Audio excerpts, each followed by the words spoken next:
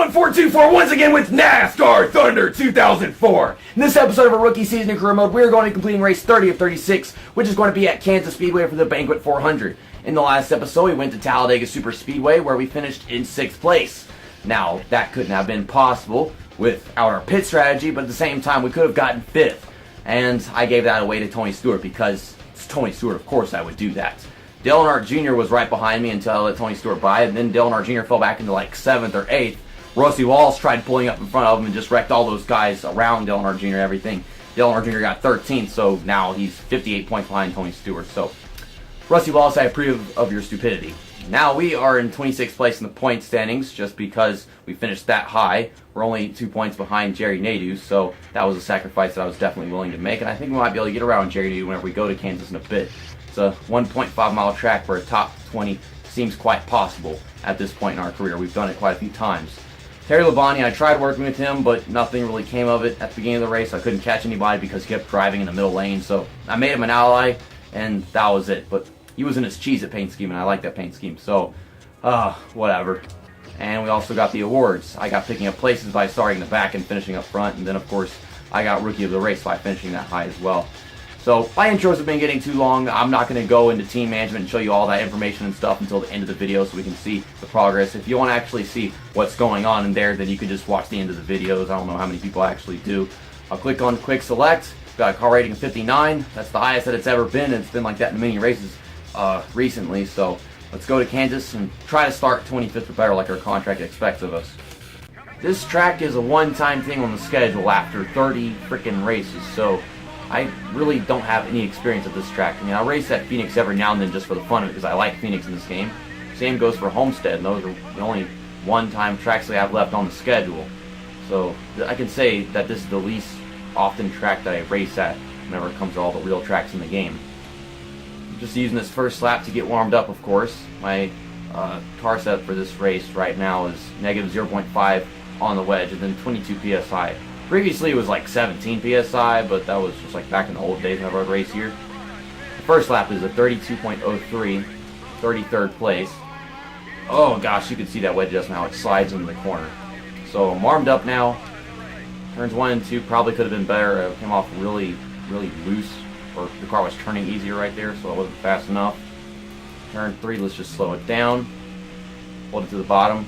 Now, I don't want to go too far down the corners of this track because if you touch that apron, it's probably the worst one in the entire game. It'll toss your car sideways and everything. You can do that at other tracks, but it's just hard to tell what's the apron and what's not. 31.39, we are starting in 12th. So we met that contract sponsorship expectation or whatever. As far as getting the average to stay up, it has to be 25th, but that's really going to help it out by starting 12th. But that's on the outside, which sucks, and there won't be many cars to pass at the drop of the green flag because all those guys in front of me are so good, and a few of the guys behind me are pretty darn good. So, don't know who I'm going to be surrounded by. Let's just got to make sure that I get past cleanly because I'm not going to be passing that many cars. Ricky Rudd will start on the front row next to Kurt Busch. Got Jeff Gordon next to me. Green flag is out. We're underway for 26 laps at Kansas. My car is so tail happy right now.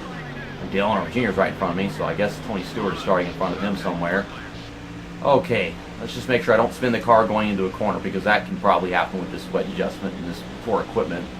I mean, it's getting better, the equipment, obviously, after running 30 races in the season and just putting stuff together, building, repairing, overhauling, whatever. But still, like, this car will probably spin into a corner if I try diving too hard with a setup like this, but I feel like this is a good setup for this race. Okay, I can pass Robbie Gordon because he's Robbie Gordon. We've been competing with him all season. I know I'm better. Problem is, he's blocking me, so it's kind of difficult. And I rear-ended him because he's driving slowly, and he's driving slowly in front of me. I can't get off of him. I have no choices. Okay, get past cleanly. Get past cleanly. Damn it, Robbie Gordon. You're slow, and you're in the way. Bad combination. I wasn't trying to run him over. I'm just running the track like the way I would usually, and he's pulling up in front of me, causing himself to get rear-ended. And after that, my car got stuck to him. So now he's pissed off, making passing him even more difficult. Already damaging my fresh equipment. That is so dumb. Oh, I'm going to catch back up to Robbie Gordon. Okay, slow it down to the appropriate speed. So we're closing in all over again. It's just, he won't stop being difficult to pass. Fuck you, Ryan Newman Jr., even though you came around before Ryan Newman. I don't know what else to tell you, like, that's my nickname for him, even though he came around before Ryan Newman. But I still call him Ryan Newman Jr. because Ryan Newman is like the whole new level whenever it comes to blocking a driver for no freaking reason. I've got Jerry Nadeau in his alternate Army paint scheme. And interesting about that, last time I saw him in that paint scheme, I crashed into the darn thing whenever we went to Watkins Glen. Golly, I passed somebody and my car starts getting tight. It's like it doesn't want to finish the pass. It can only start passes. Well, Robbie Gordon ain't going to be hitting me on purpose with that level of rivalry. So I just got to clear him. Don't hit the apron. I'm trying so hard to not hit him and enter from the bottom of the corner without hitting the darn guy. So it's just very complicated. And they are 3 wide behind me. Can you just clear him, car? Clear him, car. Leave him behind, car, so I can just focus on driving by myself. We're also catching what I believe would be Ricky Craven. Not very often better than Ricky Craven, but I guess that's happening right now. Well, I passed all these guys. They're still 3 wide behind me. But with them being 3 wide, it should make it possible for me to hold them all back. If my car will just turn. Please, please, please. There we go. So, let me go into what if racing sweat mode. Damn it. Damn it. Damn it. Well, I saved it. Well, to distract myself from the fact that this car gets loose just by barely touching the apron, I was trying to for so freaking long and I just didn't manage right there. Let me just mention, this car tops out better than Bill Elliott's car does for some reason. Like, it was reaching higher speeds going into corners than Bill Elliott, so I almost rear-ended him at one point. But yeah, after all that time holding all those guys back, pit stops were beginning, and like I just let by 4 freaking cars. So that sucks. This car doesn't like turning very much anymore going into corners, but I've just been managing. Problem is, it's hard to drive in the straightaways. It's hard to drive into corners. It's hard not to hit the apron. It's hard to do everything at this track right now because of my setup specifically. I still have problems not hitting the apron if I wasn't using this setup, but man, it's just, this is a tough track, and it's even tougher with this setup, which is probably good for me in the end. Well, I gotta take a pit stop, probably next time by. I'll slow down for turn 3 early so I can be clear. Okay, slow it down, slow it down. Okay, Ricky Craven, you passed me. Hey, he's entering pit road. This is difficult, entering pit road right now. Okay, there's pit road, slow it down. And I'm dumping Johnny Benson. There's no freaking room right here. I'm trying to find pit road, trying not to spin the car at the same time. Too much shit to focus on. Oh my goodness. But I didn't damage the car. With the 4 tires, full tank fuel, I'm commentating so well very quickly right now. Oh. I need to breathe. Fuck. Jay McMurray's trying to pass me. The other guys on the outside, they're all split me in the middle. Then I'm like, I can't get the car to get back down the bottom, so I get off the track. And Ricky Craven's right behind me. I'm like, fine, Ricky Craven passed me, but instead he's going down pit road. Oh, great! As though if I wasn't slow enough entering pit road and making enough just ruckus, damn guy can't put the fuel tank in the car or whatever. Or the fuel can in the fuel hole. You don't put the fuel tank in the car, it's supposed to already be there, JC. Oh my goodness, that's a lot of positions I'm losing right now. This wedge adjustment is going to make me kill Greg Biffle.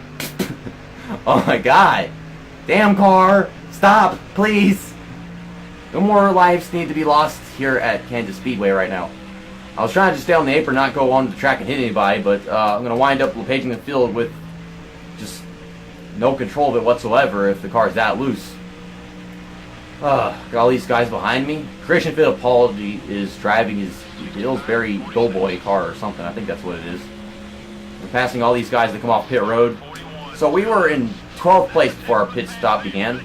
Or more like 16th because I kept on losing positions, so I don't know. Am I seriously losing this many positions, or do we still have that many people down pit road? I have no clue right now. Let's catch up to Greg Biffle and get around him. Get off of the apron car, please. I know you turn well, but you don't need to turn that well. Darn oversteer. I cannot believe that I'm actually losing this many positions right now. This is ridiculous. I seriously think this is very ridiculous. How about you?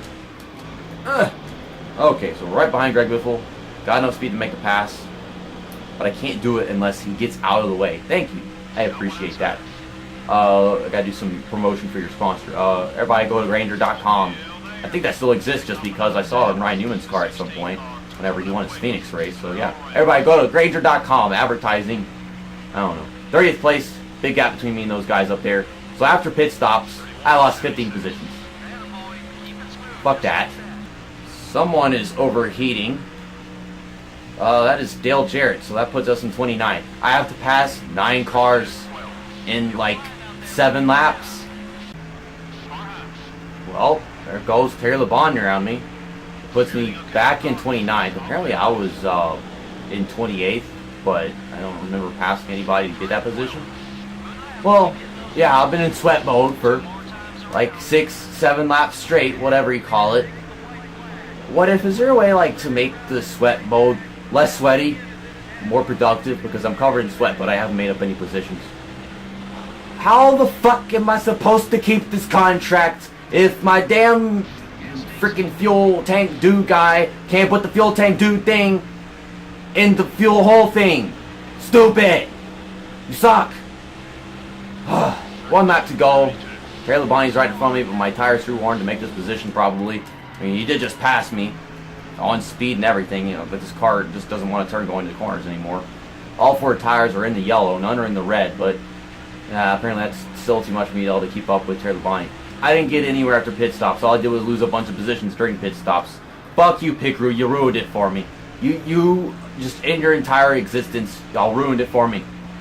Thing about it is, if they hadn't lost me all that time, I would have been with that pack of cars somewhere within them and had the draft to actually make those passes and finish in the top 20. But no, my pit crew lost me 9 positions or more, and that is just how it happened. Tony Stewart finished 1 position behind Dale Earnhardt Jr. We'll start off next week by going to Lowe's Motor Speedway for the UAW GM Quality 500. That race is sponsored by the same people that sponsored my car, so it is very important that I finish in the top 20 in the race. A, because they're sponsoring my car, and B, because if I don't get a top 20 in the next race, I lose this sponsor pretty much. I'm quite sure of that. And I really could have gotten a top 20 at Kansas, which would have really helped out my case, but no. It's always dumb pit crew ruining me at 1.5 mile tracks where I have a chance. So that was Dale Earnhardt Jr.'s 10th win. He now is 48 points behind Tony Stewart, so that was about a 10-point gain, I suppose. We probably just lost a position because Joe Nemechek finished in front of us. Yeah, he did. So, we're only a few points behind him. All depends on how well we do at Charlotte. And you got the driver spec levels. Johnny Benson, we pissed him off a bunch whenever we were having our shenanigans entering pit road. And then we got Terry Labonte, who passed me cleanly at the end of the race, which might have helped this rating not drop so much. It only dropped by like 4%, which I think is what it does in every race, so maybe not. I think it only counts if you pass them cleanly. We did not get any awards. Jamie McMurray got Rookie of the Race. Figures. I don't know where he finished, but of course he did. So we got 1 race left until the fabrication shop comes in. That will be after the Charlotte race, of course. I went here and took a look at this. Our new chassis came in. 61 tire grip, 58 tire wear. That is fantastic. I need to take a time to think about it, which one I want to sell, because I don't need to have 3. I really don't think I do. I did the same thing with the engines, and I started building a new one after that, so that we're having a 4th one soon after 3 races right here. So we're going into the next race with 61 power and 56 efficiency for our engines, so that is very good as well. And then we got the bodies right here, so we got 1 race left overhauling on this thing, and that's about it. We'll get out of here, take a look at the sponsorship. Yeah, happiness back down to 50 for UAW. Secondary is 71 on happiness for Motorola, yeah, because we qualified really high in that race somehow. Associates, yeah, we're still in 27th place. We're making that one just good. See you next time. That's that, and episode over.